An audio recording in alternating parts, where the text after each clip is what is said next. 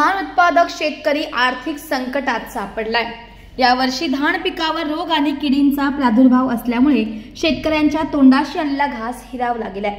पिकांवर रोग आल्याने आता कापणीस आलेले धान या रोगामुळे नष्ट होत असून शेतकरी दुहेरी संकटात सापडले। आधी पावसामुळे शेतकऱ्यांच्या धानाचे नुकसान झाले आणि आता रोग किडींच्या प्रादुर्भावामुळे शेतकरी मोठ्या आर्थिक संकटात सापडलेत। गोंदिया जिल्ह्यात सर्वत्र या रोग किडींचा प्रादुर्भाव दिसून येतोय।